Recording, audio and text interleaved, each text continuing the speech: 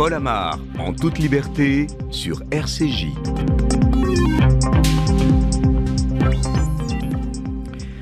Bonjour, heureux de vous retrouver sur RCJ pour vous présenter en toute liberté cette émission de décryptage de l'actualité. Une actualité marquée à l'aube de cette année 2022 par la perspective de l'élection présidentielle. Voilà pourquoi nous inviterons le plus souvent possible une personnalité politique pour dessiner les contours de cette France du XXIe siècle, attachée aux valeurs républicaines, mais tentée par le populisme, fidèle à la démocratie, mais irritée par sa prétendue faiblesse, nourrie à la rigueur scientifique, mais attirée par les fantaisies complotistes. Une France baroque, diverse, multiple, qui s'interroge sur son identité et qui avance, à supposer qu'elle avance, dans la confrontation. La tension permanente, le rapport de force, jamais sereine, toujours bagarreuse, jamais tranquille, souvent hystérique. Est-il possible, dans ce climat délétère, de poser sur cette France un regard distancié, loin des passions et des outrances? La réponse tient dans le choix que nous avons fait de notre premier invité de l'an 22, Jean-Louis Debré. Bonjour. Bonjour. Merci d'avoir accepté notre invitation. Ancien ministre de Jacques Chirac, ancien président de l'Assemblée nationale, ancien président du Conseil constitutionnel, vous n'avez connu qu'une seule tribu, la tribu politique, mais vous avez réussi à vous en détacher pour vivre une autre vie, celle d'écrivain, dernier livre, Quand les politiques nous faisaient rire, et celle d'acteur. Vous excellez actuellement sur la scène du théâtre de la Gaîté-Montparnasse dans une pièce Les femmes qui ont réveillé la France, une pièce écrite et jouée avec votre compagne Valérie Bochnek qui nous rejoindra tout à l'heure. Cette distance que vous avez mise entre le monde politique et vous, ce geste barrière que vous avez osé avant le Covid, a fait de vous un homme libre et pour le coup, le nom de cette émission vous va bien, En toute liberté. J'ai dit Covid, vous le comprendrez aisément. On consacrera la première séquence de l'émission à ce fichu virus avec le professeur Bruno Megabarn. Bonjour. Bonjour. Merci d'être là vous aussi. Merci. Chef du service de réanimation à l'hôpital Lariboisière à Paris. Merci vraiment d'être avec nous pour tenter de comprendre ce qui se passe actuellement. Paul Amar, en toute liberté, sur RCJ. Les vœux échangés dans le monde entier au début du mois ont été plus qu'une simple formule de politesse cette année. Quand on s'est souhaité une bonne santé, on le pensait vraiment, avec en tête des chiffres Covid qui donnent le vertige, Margot. Plus de 368 000 personnes ont été testées positives mercredi, un niveau jamais atteint depuis le début de la pandémie et la pression hospitalière continue également de s'aggraver. Plus de 24 000 patients sont actuellement hospitalisés contre plus de 22 000 en début de semaine. Parmi eux, près de 4 000 Français se trouvent en soins critiques contre 300 à la mi-décembre. Mais tout de même, d'après le ministère de la Santé, les séjours à l'hôpital sont tout de même plus courts. 43% des patients infectés par cette nouvelle souche restent moins d'un jour à l'hôpital contre 19% pour ceux infectés par Delta. Ce nouveau variant donne également moins de détresse respiratoire par rapport à ses prédécesseurs. La probabilité d'être envoyé en soins critiques est 3 fois moins élevée qu'avec le variant Delta. Et le pic de contagion du variant Omicron atteint quoi, en mi-janvier ? Mi-janvier, c'est ce qu'estiment les experts, comme le professeur Arnaud Fontanet. Ce pic de contamination sera suivi d'un pic d'admission à l'hôpital. Il devrait se situer entre 2000 et 5000 par jour. Il aura sans doute lieu un peu avant la mi-janvier en Île-de-France et un peu plus tard dans le sud. Les chiffres de contamination devraient ensuite baisser considérablement au mois de février. Ils seront encore plus faibles au mois de mars. Et l'exemple anglais est de ce point de vue intéressant. Le Royaume-Uni pourrait figurer parmi les premiers pays à sortir de la pandémie. 95% de la population présente des anticorps. Dans la capitale, qui est l'épicentre de l'épidémie Omicron, le rythme des hospitalisations a ralenti. Il a diminué de 25,5% la dernière semaine de décembre. C'est aussi le cas du nombre de nouveaux cas de contamination. Et la pression se déplace à présent depuis Londres vers le reste du pays. Le propos pour le moins insolite du chef de l'État français a, semble-t-il, produit son effet, Margot. Exactement, en termes de vaccination, ça va mieux. Plus de 594 000 personnes ont reçu une dose de rappel en une seule journée, dont plus de 33 000 primo-injections. C'est environ 40 000 nouvelles injections par jour en moyenne sur les 7 derniers jours. En France, aujourd'hui, 52,1 millions de personnes sont totalement vaccinées, soit 77,6% de la population. Merci Margot. Jean-Louis Debré, vous jouez sur scène tous les soirs, je l'ai dit, depuis le mois de septembre. Vous êtes triplement vacciné, j'imagine. Ah oui, oui, absolument. Je suis un partisan de la vaccination. Simplement, la question que je me pose, c'est, j'entends tout ce que l'on dit, est-ce que l'on peut prévoir l'inconnu ? Car quand on regarde avec un peu de recul tout ce qui a été dit au début de cette pandémie, eh bien, on n'avait pas prévu ce qui allait se passer. Et donc, il faut rester calme, tranquille, écouter les recommandations des uns et des autres, encore qu'il faut arriver à trouver le chemin dans toutes les recommandations des uns et des autres, et rester optimiste. La question que je me pose aujourd'hui, c'est faudra-t-il une 4e dose de rappel ? C'est l'interrogation, car si l'immunité donnée par la 3e dose diminue au bout de 6 ou 8 mois, ça veut dire qu'on peut repartir dans des pandémies extrêmement longues. On n'est pas encore dans le système de la vaccination de la grippe où on vaccine qu'une fois pour 1 an. Est-ce que là, on est suffisamment sûr du vaccin pour dire la 3e dose suffit ou alors il faut arriver à une 4e dose? Et vous posez la question en regardant le professeur Bruno Megarban, chef du service de réanimation de l'hôpital de Lariboisière. Là, je vous laisse répondre à Jean-Louis Debré. Donc, tout d'abord, vous avez raison, effectivement, il y a beaucoup d'inconnus avec ce virus. Donc, on ne peut pas tout prévoir. D'ailleurs, au début de la pandémie, on a appliqué des schémas que l'on connaissait pour la grippe sur l'épidémie coronavirus. Et donc, on s'est trompé, notamment au départ, pour l'indication du port du masque, par exemple. Alors, il faut savoir que le coronavirus a déjà donné une pandémie à la fin du 19e siècle. Elle a duré 3 à 4 ans. Donc, on va dire, si c'est du même ordre, nous avons encore une bonne année d'épidémie. Et le coronavirus qui a donné cette épidémie au 19e siècle est aujourd'hui un virus des rhumes. D'ailleurs, il y a 4 coronavirus qui sont responsables des rhumes hivernaux habituels. Et vous avez raison, ces maladies sont très peu immunisantes. C'est-à-dire on fait chaque hiver un rhume, on peut faire même 2 rhumes le même hiver avec le même coronavirus. Donc de fait, évidemment, que ce soit une immunité acquise après une infection naturelle ou après une vaccination, elle dure très peu de temps. Probablement, elle protège efficacement pendant 3 à 4 mois, puis après, elle diminue suffisamment pour qu'on puisse être réinfecté, mais à nouveau, l'immunité cellulaire mémoire reste préservée et protège contre une forme grave de la maladie, et c'est ça qui est important. Alors, faudra-t-il refaire des injections de vaccins ? Très certainement, parce qu'en fait, le but, c'est de monter très progressivement l'immunité collective à un niveau tel qu'elle permette la protection de tous les vaccinés contre le risque de maladies graves, sans empêcher la contamination. On le voit avec Omicron. Il y aura des épidémies hivernales où quasiment tout le monde sera affecté par le variant du moment, mais en limitant au maximum les risques de maladies graves et de décès, qu'on ne pourra jamais éviter totalement. Et donc oui, il faut prévoir probablement des vaccinations. Alors à quel rythme ? On ne le sait pas encore. Aujourd'hui, un certain nombre de pays demandent la 4e dose. Alors, à nouveau de façon ciblée à des populations très à risque, donc notamment les immunodéprimés qui en fait n'ont pas répondu au vaccin et à la dose de rappel. Aujourd'hui, il n'y a pas d'indication pour le tout venant de faire une 4e dose. L'idée, évidemment, c'est d'attendre le plus tard possible pour qu'on puisse bénéficier d'une 4e dose adaptée aux nouveaux variants, notamment Omicron, et d'éventuels descendants de cet Omicron.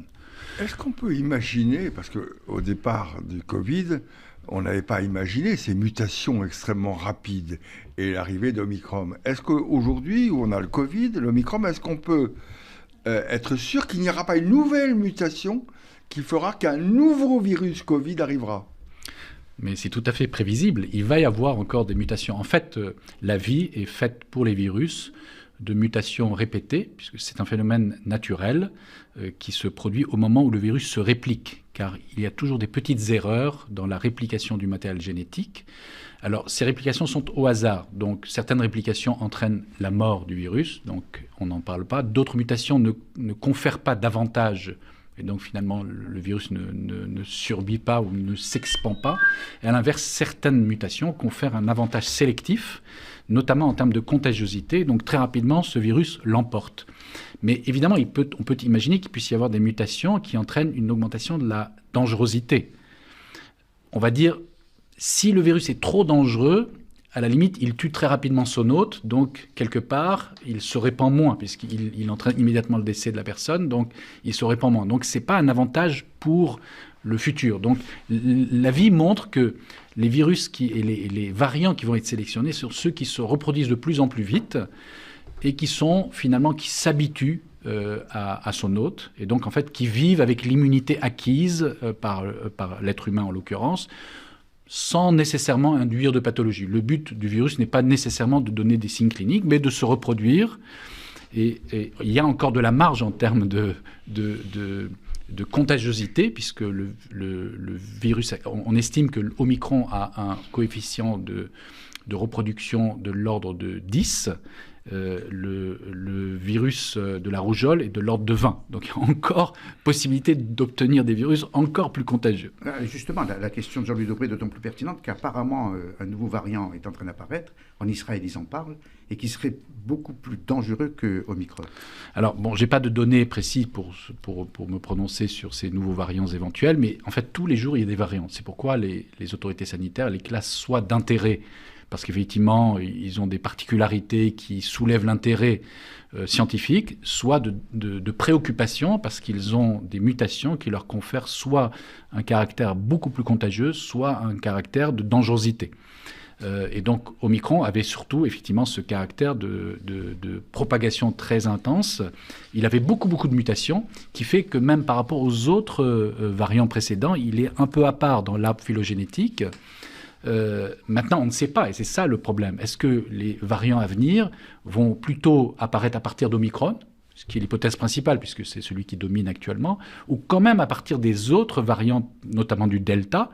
Et donc à ce moment-là, évidemment, une nouvelle épidémie pourrait retrouver une certaine gravité, parce qu'il faut savoir que tous ces variants ne disparaissent pas de la planète. Il y a des réservoirs humains, alors certes en petit nombre, notamment chez des non-vaccinés immunodéprimés, dans lesquels le virus peut survivre pendant plusieurs mois, et les animaux, dans lesquels il peut survivre et même muter et se combiner à des coronavirus d'origine animale. Donc c'est vraiment une zoonose comme maladie. Alors, on sait la pression qui s'exerce sur l'hôpital. Quel est l'état de votre service, Bruno Garban ? Écoutez, nous sommes dans une situation relativement stable. Je dirais, il y a bien une pression parce que globalement le nombre augmente, mais de façon relativement lente. Alors, on va dire, dans les réanimations, nous sommes plutôt stables. Pourquoi ? Parce que nous avons essentiellement des patients qui sont là depuis très longtemps, plusieurs semaines, qui sont contaminés au variant Delta, qui sont extrêmement graves, qui luttent pour leur survie. On ne sait pas s'ils vont vivre ou mourir, on ne sait pas. Très peu de nouveaux entrants. En fait, dans les nouveaux entrants que nous avons en réanimation, nous avons deux catégories. Nous avons de façon très rare, des patients qui ont une pneumonie Covid classique liée à Omicron, mais c'est très rare. Généralement, c'est des sujets essentiellement immunodéprimés. À côté de ça, nous avons un certain nombre de patients qui sont là pour d'autres pathologies, qui n'ont rien à voir avec la Covid, mais qui sont contaminés, en fait, qu'on détecte comme contaminés au moment de leur entrée, d'ailleurs comme le reste de la population. Donc ils viennent pour une autre maladie, bon, certes grave, mais ils ont Omicron, mais qui ne contribue à rien à leur maladie. Et malheureusement, les statistiques dont on parle combinent tous ces patients. En fait, ils combinent des patients qui ont des pneumonies graves Covid et des patients qui ont d'autres maladies avec la Covid comme tout le monde. Alors les patients... Et ce contingent de patients est quand même pas négligeable. Chez moi, par exemple, il représente un tiers des patients actuellement dans le service. Les patients Covid, proportion de patients vaccinés, non vaccinés ? Alors, les pneumonies graves à Covid, c'est 80% de non-vaccinés. Et les 20% de vaccinés sont soit des vaccinations incomplètes, soit surtout des patients immunodéprimés. C'est-à-dire ce n'est pas un échec du vaccin, c'est un échec de la réponse de l'hôte au vaccin. Donc, hors vaccin, pas de salut. Enfin, risque maximum. Ah non, mais je pense, mais très clairement. C'est-à-dire le vaccin bien fait avec sa dose de rappel vous protège complètement du risque de faire une forme grave et de vous trouver en réanimation et de mourir. Clairement. Mais clairement, sans aucun doute. D'accord. Vous voyez, si nous, on n'était pas vaccinés, je ne serais peut-être pas là en train de vous parler, je serais peut-être mort. Vous voyez, c'est clairement. Professeur, dans d'autres pandémies, le vaccin, je pense à la rougeole, est arrivé à éliminer pratiquement le virus. Ou sinon, pas éliminer le virus, à faire qu'il ne se répande plus. Est-ce qu'aujourd'hui, on peut imaginer des cas comme jadis où il y avait la polio, la rougeole, toutes ces maladies, et les vaccins au début, avec un rappel 4 ou 5 ans plus tard, ou 10 ans plus tard, pour les enfants, à éradiquer la maladie.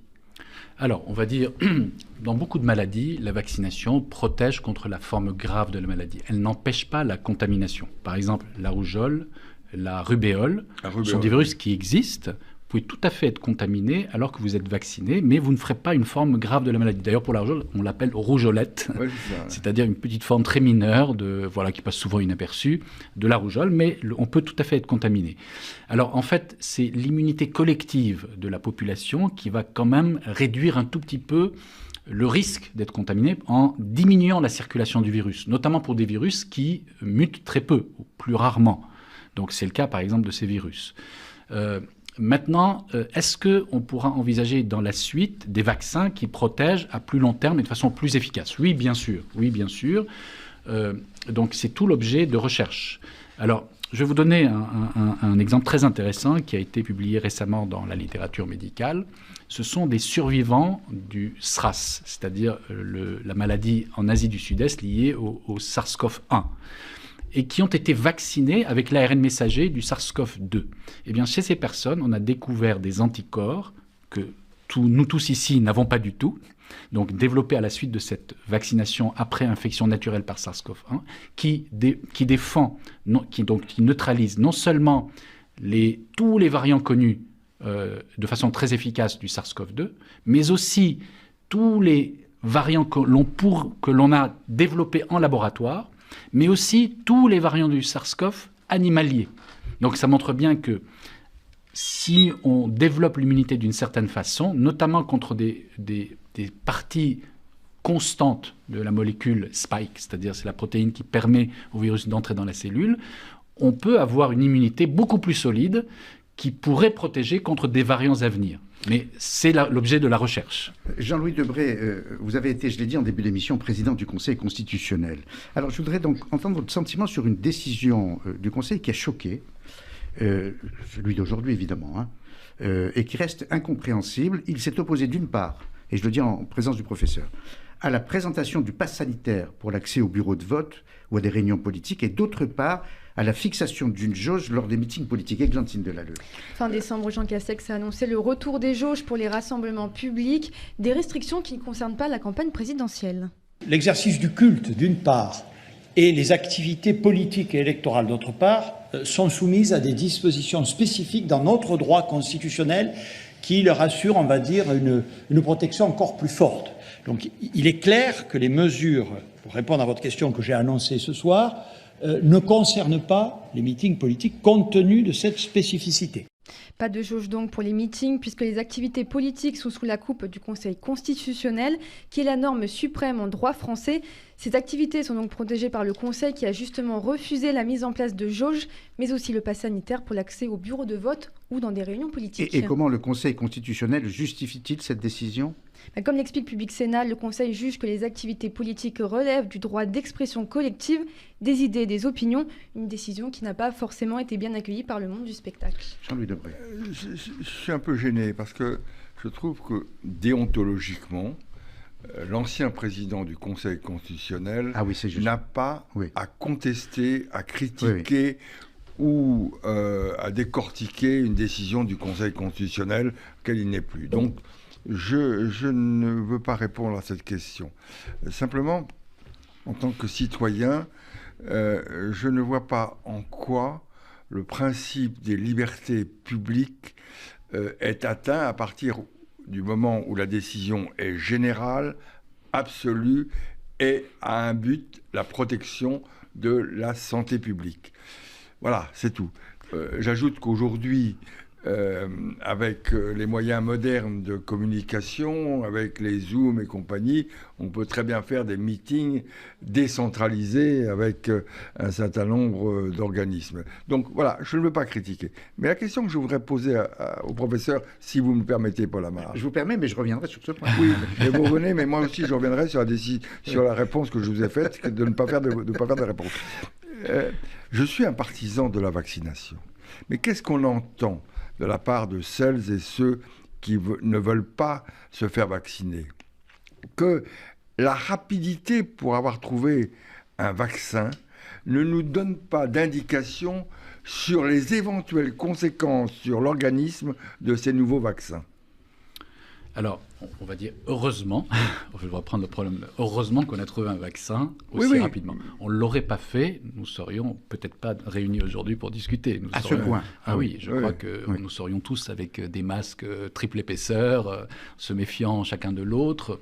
Donc ça a permis quand même quasiment de normaliser la vie, malgré tout. Aujourd'hui, tous les commerces sont ouverts, on peut quasiment faire toutes les activités que l'on souhaite. Sans le vaccin, je crois que ça n'aurait pas été possible. Une étude aux États-Unis a montré que le vaccin, depuis 1 an, a évité 1 million de morts et 30 millions d'hospitalisations. Donc c'est quelque chose de très important. Et en France, je crois que le chiffrage est de l'ordre de 47 000 décès évités grâce à la vaccination. Alors, effectivement, on ne peut pas garantir à 100% qu'il n'y ait pas d'éventuels effets secondaires que l'on n'ait pas vus. Alors déjà, vu le nombre de personnes vaccinées dans le monde, on va dire la moitié de la population humaine est doublement vaccinée aujourd'hui. Je crois que s'il y avait un effet secondaire qui devait être observé à court ou moyen terme, on l'aurait vu. Alors globalement, dans les vaccinations, le risque d'effet à très long terme est quasi nul. Ça n'est pas connu avec d'autres vaccins. Donc il y a peu de probabilités. Maintenant, je dirais, si jamais il y en avait un, on ne peut pas l'écarter, évidemment, puisqu'on n'a pas la période nécessaire d'observation. Eh bien, à mon sens, cet effet serait observé de la même façon avec l'infection naturelle. Puisqu'en fait, le vaccin à base d'ARN, c'est un petit morceau de l'ARN total du virus. Donc, quand vous faites infecter par le virus, vous avez le gros morceau au lieu d'avoir le petit morceau et vous l'avez en encore plus de quantité. Donc, si le petit morceau devait donner un problème, je ne vois pas pourquoi le grand morceau ne le donnerait pas. Donc, vous aurez le même type de problème. Donc, seuls seraient préservés ceux qui non vaccinés, non infectés. Je voulais poser cette question pour rassurer celles et ceux que j'entends qui nous disent « Attention, ce vaccin a été trouvé trop vite, on n'a pas le recul ». La réponse du professeur rassure tout le monde. Alors, dans la minute 30 qui nous reste dans cette séquence consacrée au Covid, moi je reviens sur ce point. Je comprends le devoir de réserve de Jean-Louis Debré, bien qu'il ait répondu en partie à la question quand même. Votre avis, professeur, une jauge pour la pièce de théâtre que joue Jean-Louis Debré depuis le mois de septembre, La Gaîté Montparnasse, et pas de jauge pour le meeting de Zemmour. Je suis d'accord avec vous. J'allais dire, bon, évidemment, sous réserve, je n'ai pas de... on va dire, de compétences en termes de légal ou juridique. Strictement sanitaire, médical. On va dire, je ne vais pas vous gêner sur le facteur principal de contamination, c'est la réunion de personnes en grand nombre venant d'horizons différents dans un petit espace clos, mal aéré, avec un respect médiocre du port du masque.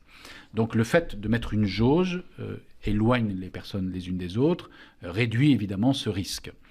Alors, autant, je dirais, le fait de ne pas rendre obligatoire le pass sanitaire ou vaccinal à ces réunions ne me choque pas, parce qu'en fait, à nouveau, le pass vaccinal n'a pour but, en fait, que de pousser à la vaccination.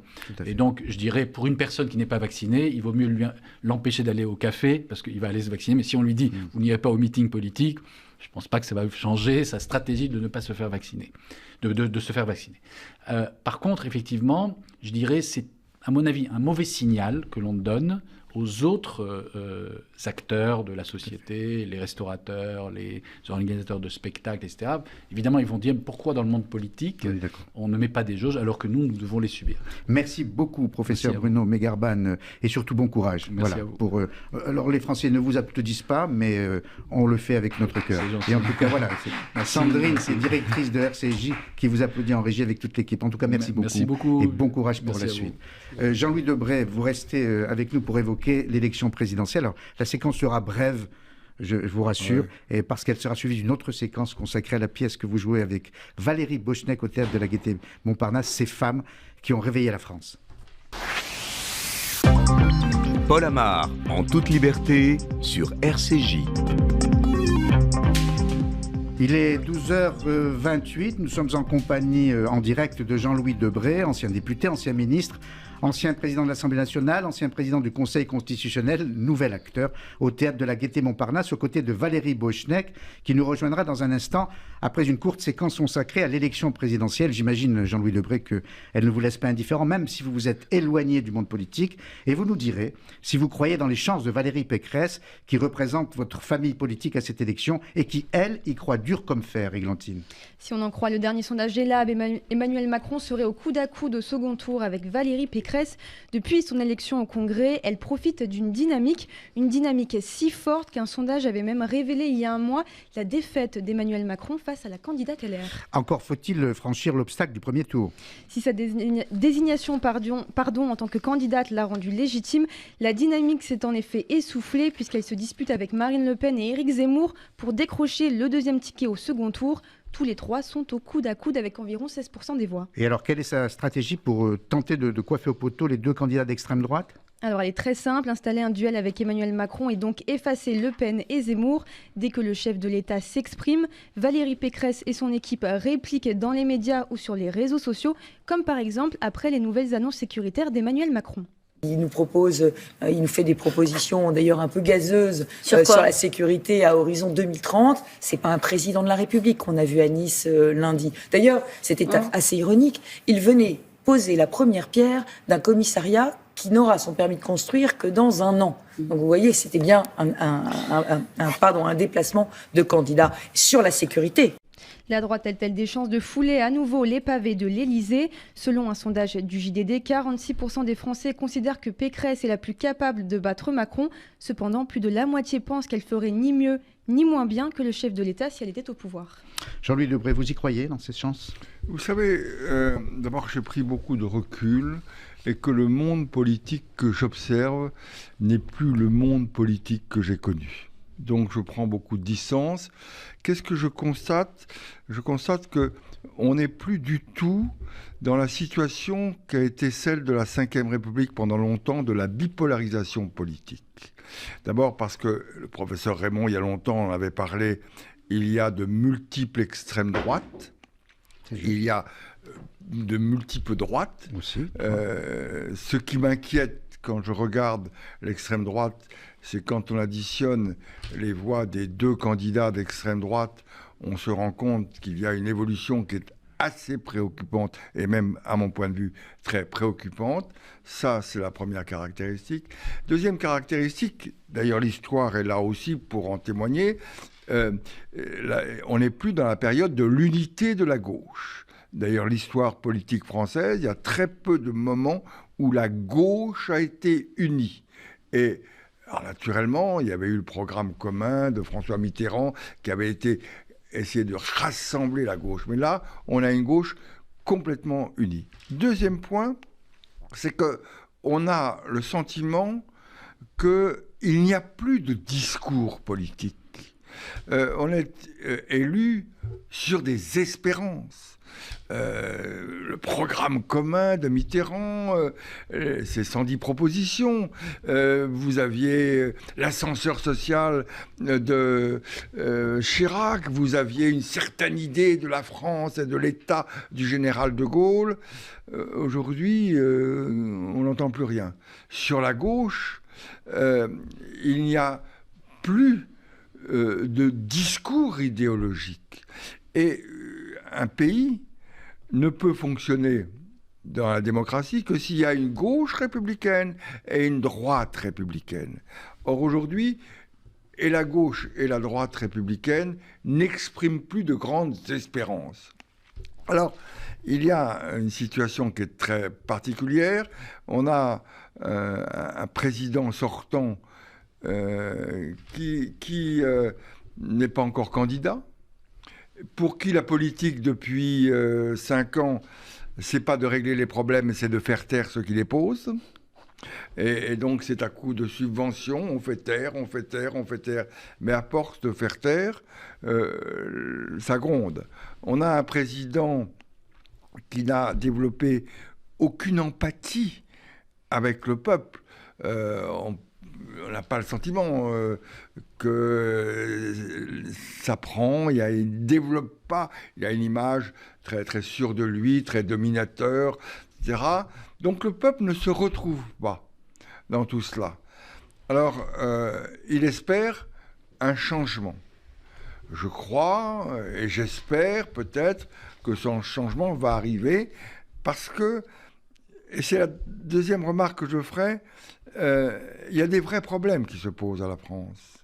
C'est le vrai problème, c'est les problèmes de pouvoir d'achat. Alors je sais bien qu'on annonce qu'on bloque pendant l'année 2022 à 4% l'augmentation de l'électricité, mais en 2023, tout va se débloquer. Et la France, les citoyens français n'ont plus les moyens. On a un endettement énorme. Or, on peut dire tout ce que l'on veut, il faut rembourser l'endettement, plusieurs dizaines, centaines de milliards. Tout ça se situera au niveau des impôts. Donc, on est en train de tout différer pour faire croire que la situation est calme et tranquille. J'ajoute qu'on vit dans un monde, et le Covid va énerver ce monde, où les tensions internationales n'ont jamais été aussi grandes et qu'on revoit réapparaître l'affrontement entre le bloc communiste, le bloc soviétique et le bloc américain. Est-ce qu'il n'y a pas une situation paradoxale dans laquelle on se trouve? De Gaulle, dont vous réclamez, et votre père, Michel Debré, qui a été le premier ministre de Gaulle, ont voulu cette fameuse constitution qui a permis la stabilité du pays sous la Ve République. Et aujourd'hui, on assiste à une sorte de libanisation du pays, avec énormément de chapelles, avec effectivement l'inexistence, l'absence d'un duel droite-gauche aujourd'hui. Est-ce qu'on n'est pas dans une énorme instabilité, malgré cette constitution qui devait nous promettre cette stabilité? Oui. Alors, d'abord, souvenez-vous, vous êtes trop jeune pour vous en souvenir, que sous la 4e République, les gouvernements duraient 6 mois. On a assuré, mais depuis 1958, on a cessé d'abîmer cette Constitution.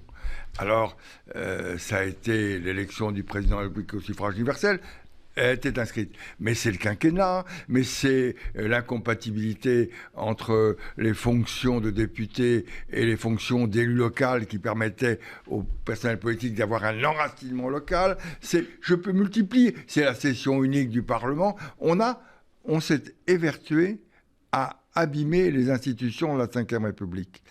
Donc voilà, donc je crois simplement qu'au lieu de s'interroger, parce que derrière votre question, il y avait le niveau de l'abstention qui progresse, c'est est-ce que l'homme et les hommes politiques et les femmes politiques donnent aujourd'hui une image qui est une image de sérieux, et est-ce qu'ils savent où on veut aller? Je prends ces élections présidentielles. Pour moi, c'est l'élection des égaux. Quand vous voyez à gauche 7 candidats, donc on sait très bien qu'ils n'ont aucune chance.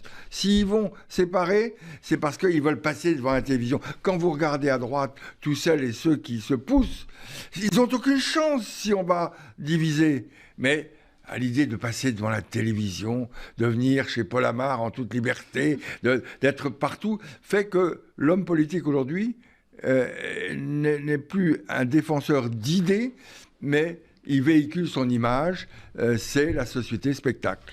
Question d'une jeune journaliste qui a à peine connu la 5e. Qu'est-ce que vous avez pensé des propos polémiques d'Emmanuel Macron il y a une semaine, quand il disait qu'il avait le droit d'emmerder les non-vaccinés? Mais ce qui m'a choqué, permettez-moi de vous dire, c'est plus le fait de la deuxième partie de ce qu'il a dit, où il laisse entendre qu'ils ne sont pas des citoyens.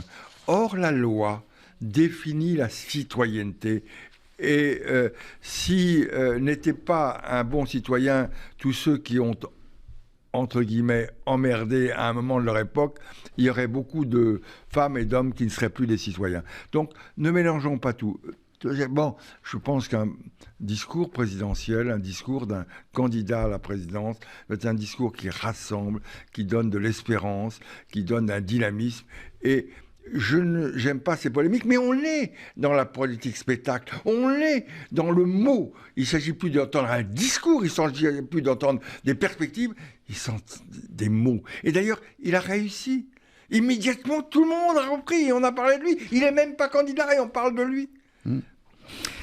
Vous avez dit à plusieurs reprises, et on vous entend, que vous avez pris des distances avec la politique, et vous, d'ailleurs, non seulement vous l'assumez, mais vous le démontrez. Je cite votre dernier livre qui vient de sortir il y a quelques semaines, Quand les politiques nous faisaient rire, aux éditions Bouquin. Donc c'est un essai avec la photo de deux hommes, l'un qui vous est cher, évidemment, Jacques Chirac, mais aussi François Mitterrand. Je dis parce qu'on est aussi filmé, donc je le montre. Oui. Mais, ils avaient de l'humour. Ils avaient de l'humour, mais l'humour en politique a une finalité. L'humour permet de déstabiliser son adversaire, et l'humour a une autre finalité, de rassembler ses partisans. En faisant rire, quand un candidat dit d'un autre il vous promet tout et les promesses n'engagent que ceux qui les reçoivent, ça fait rire, ça rassemble, et donc il y avait de l'humour. J'ajoute que si aujourd'hui il n'y a plus d'humour, c'est parce que, et dans ce livre, je reviens à l'époque de la 4e, de la 5e, de la 3e, mais les hommes et les femmes politiques avaient une grande culture. Quand vous observiez, par exemple, à l'Assemblée nationale, le discours de Clémenceau et de Jaurès, vous étiez admiratif de leur culture. Aujourd'hui, c'est rien. D'ailleurs, qu'est-ce qui est important aujourd'hui, je le dis dans ce livre?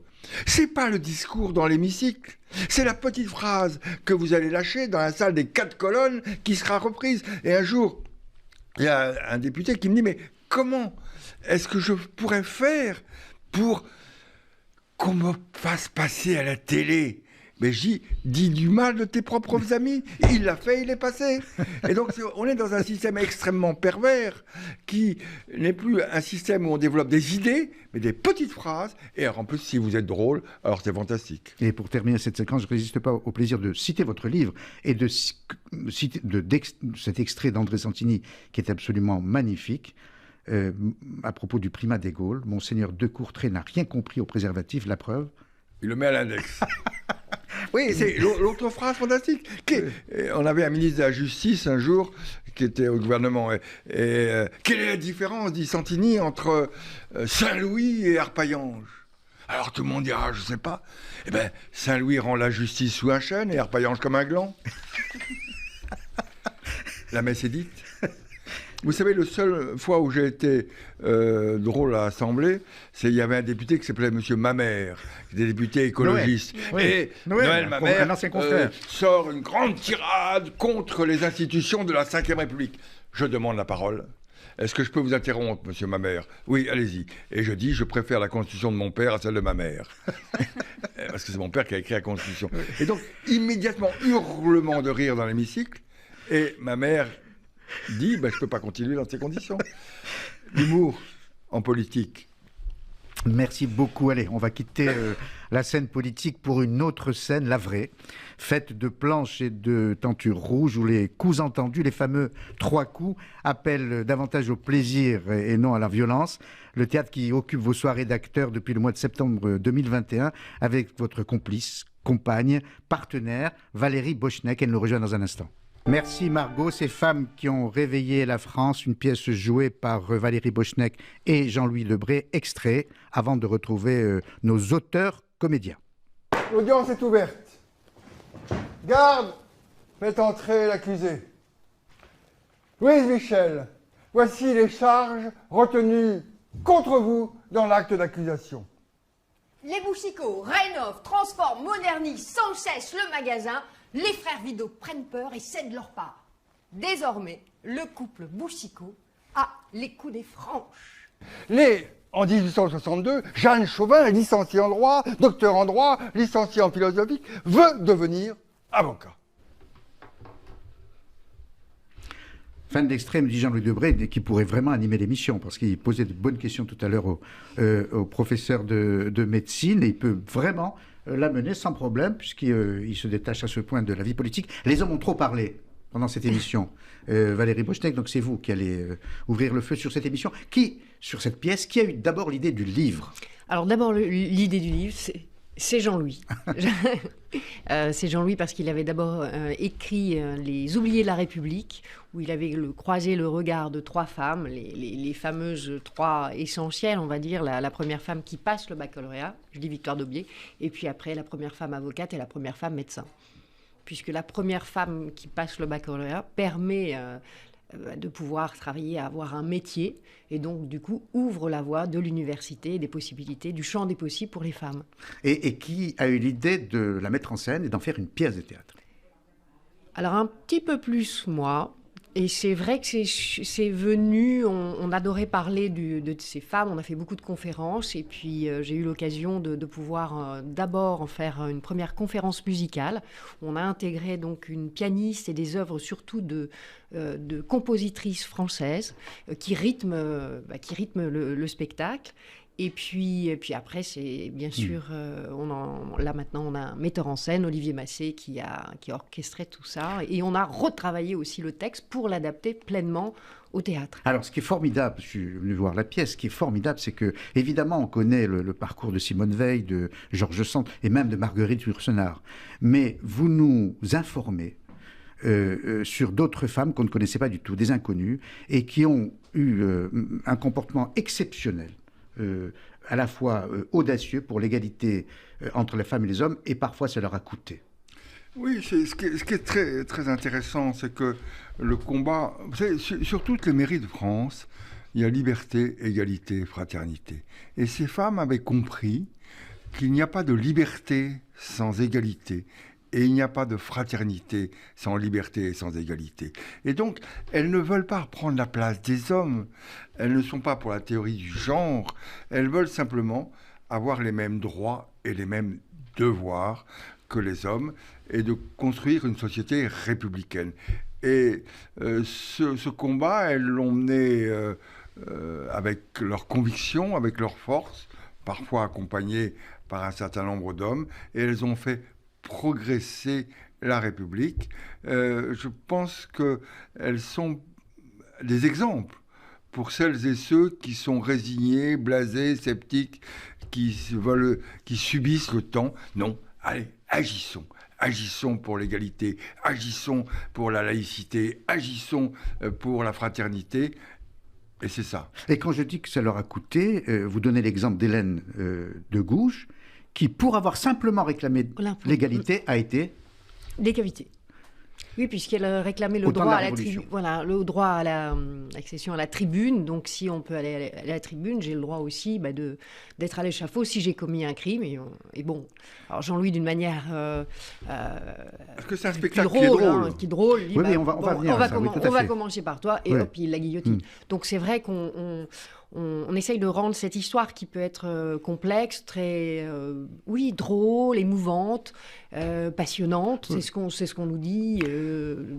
Donc tous les gens qui viennent voir le spectacle, c'est-à-dire que à la fois on en ressort un petit peu plus intelligent, on apprend plein de choses, on redécouvre, et puis on repart avec la pêche, justement, avec l'envie de continuer le combat, comme une chanson d'ailleurs que je chante dans la pièce. On continue le combat et c'est à chacune aujourd'hui de se prendre en main. Et je crois que c'est l'époque, on a des grandes voix. À l'époque, elles avaient des grandes voix, et ce sont des inconnus qui ont écouté ces voix et qui ont pris le baluchon et qui ont combattu. Et aujourd'hui, on est beaucoup, chacune d'entre nous a cette responsabilité, ce combat, et le mène d'ailleurs. Je crois que c'est la grande différence entre l'époque et aujourd'hui, c'est qu'aujourd'hui, chaque femme peut se prendre en main et devenir indépendante, ce qui était quand même plus difficile à l'époque, puisqu'à l'époque, tout le monde n'avait pas le droit à l'éducation, qui est quand même le nerf de la guerre pour avoir un métier. Grâce à vous, j'ai appris qu'il avait fallu attendre 1870 pour qu'une femme devienne médecin. Oui, une femme devienne médecin. Et il a fallu, Madeleine Bress. Madeleine Bress, il a fallu qu'elle se batte, contre les hommes qui n'admettaient pas qu'une femme devienne médecin. Mais ce qui est important dans cette pièce que nous jouons avec Valérie, c'est qu'elle montre que notre histoire républicaine est une histoire drôle, pleine d'humour, pleine de personnages qui sortent de l'ordinaire, qui, à un moment où, parce que nous avons beaucoup de jeunes qui viennent et puis on les voit à la fin, où les gens s'interrogent, qu'est-ce que je vais faire de mon avenir? Prenez en main votre avenir, regardez comment ces femmes ont repris l'initiative, comment elles ont donné un but à leur vie. Et toute la philosophie de cette pièce, ces femmes qui ont rêvé la France, c'est de dire à tous ces jeunes, eh bien voilà, vous avez vous avez une route qui s'ouvre devant vous. Prenez votre destin en main et arrivez au sommet de votre art et ne renoncez pas. Et c'est un bonheur pour nous chaque soir d'avoir ces jeunes gens, ces jeunes filles qui viennent de plus en plus nombreux. On a des lycées, des classes entières qui viennent pour écouter ce message de la République, ce message de l'espoir dans un monde anxiogène, triste, replié sur soi-même. Et bien tout d'un coup, ces femmes nous donnent un but, un idéal, une espérance.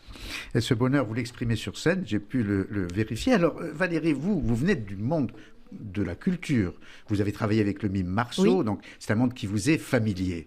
Et quand vous êtes sur scène... Ça veut dire que moi, je ne venais pas du monde de la culture.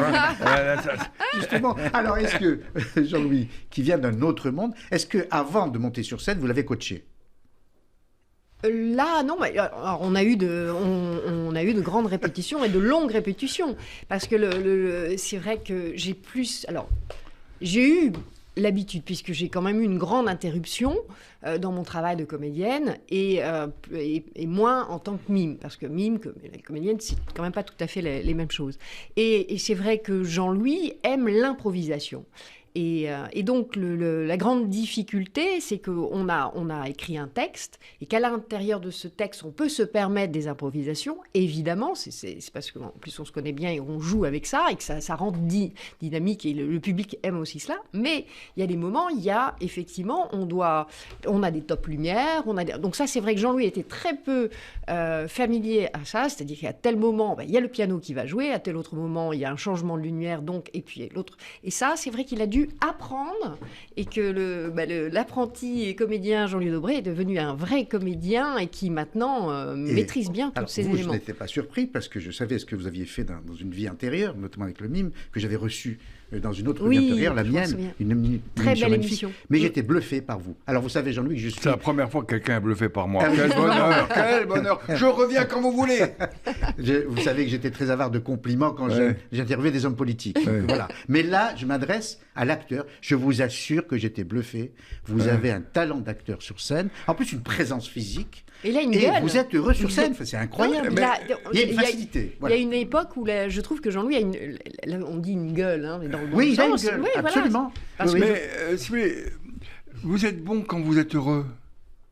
Quand vous avez, chaque soir, aller jouer au théâtre de la Gaîté, c'est pas un pinsomme pour moi, c'est un bonheur. Je vais pouvoir regarder, parler de l'histoire, parler de mon pays et faire rire celles et ceux qui sont là.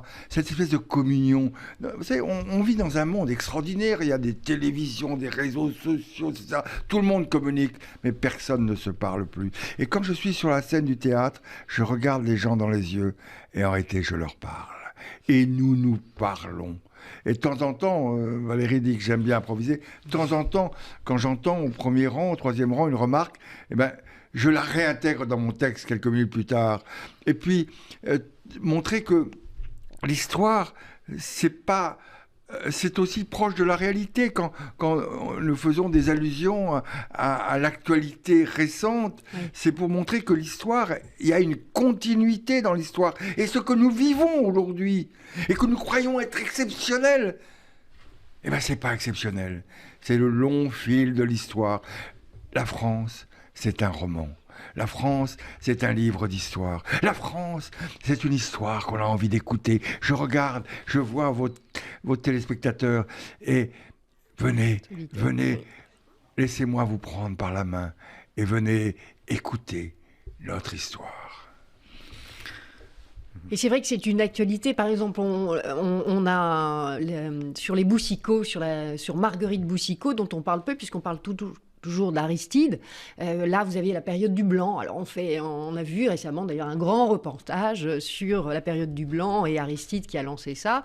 Et puis, on ne parle jamais de Marguerite. Donc, nous, on s'amuse aussi à faire revivre tous ces éléments, ces clins d'œil à l'actualité dont parle Jean-Louis. D'ailleurs, le « quoi qu'il en coûte » est partie de nos best-sellers. Et donc, ça permet de comprendre ce qui s'est passé et tout ce qu'on leur doit. Théâtre de la Gaîté Montparnasse, vous jouez depuis le mois de septembre, vous allez jouer jusqu'à la fin du mois de mars. Donc vraiment, je vous recommande d'aller voir cette pièce. Non seulement vous passerez un beau moment, mais vous apprendrez énormément de choses. D'habitude, nos invités nous disent au revoir avant le dessin de Grimbe, qui est notre dernière séquence, mais je vous propose de rester avec nous parce que ce dessin va vous intéresser, vous comprendrez aisément pourquoi. Ça n'a pas été fait exprès, mais il y a un lien avec la pièce que vous nous proposez à la Gaîté Montparnasse. Grimbe, vous êtes avec nous ? Oui, bonjour, je suis là. Bonjour Grimbe, merci de vous retrouver pour cette nouvelle année 2022 sur RCJ. Alors Grimbe est une très jeune dessinatrice avec un énorme talent qui travaille pour Charlie Hebdo et qui nous propose chaque semaine un dessin. Je vous laisse le décrire, Grimbe. D'accord, merci. Alors pour célébrer la nouvelle année sur RCJ, je vous propose un dessin sur la modernisation des talibans. Et en effet, dans mon dessin, les talibans ont organisé l'élection de Miss Kaboul 2022, certainement inspirée par les élections récentes de Miss France. Et on voit 3 femmes qui posent sur un podium, en burqa, dont on ne voit même pas le visage, qui ont chacune un numéro accroché autour du cou et qui attendent le résultat du jury. Parce qu'il est important de garder son peuple diverti, mais toujours dans le respect de la pudeur.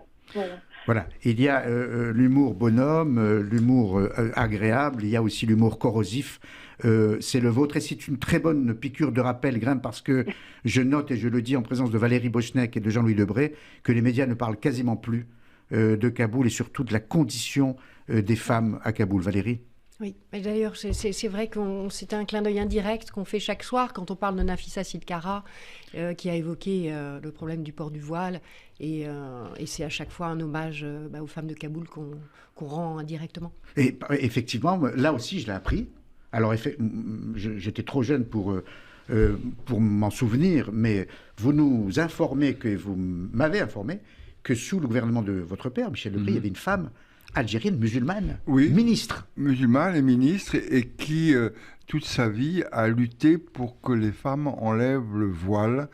Et elle a lutté aussi contre tous les mariages arrangés, car sans renoncer à sa religion, elle était profondément laïque. L'État est laïque. Et la laïcité, ce n'est pas l'indifférence, c'est le fait de respecter toutes les religions et toutes celles et tous ceux qui pratiquent ces religions. Moi, je dis 100 fois, je souffre énormément quand je passe devant une synagogue, devant une église et que je vois un quart de police devant. Comment dans ce monde qui est le nôtre peut-on encore en arrivé là où on doit protéger les lieux de culte ? Eh bien, ce combat qui doit être le nôtre, je le dis ici, doit être un combat pour la liberté. Merci beaucoup Jean-Louis Debré, merci Valérie Bochneck, merci Grimbe pour cette émission, cette première de l'année 2022. J'ai pris plaisir à vous accueillir et je rappelle, Théâtre de la Gaîté Montparnasse, c'est le titre, pour vous détendre, du dernier livre de Jean-Louis Debré, Quand les politiques nous faisaient rire. Je vous recommande aussi sa lecture. Merci encore et bon week-end. Pardon, Rudy Saada vous donnera les infos avec son équipe tout au long de la semaine.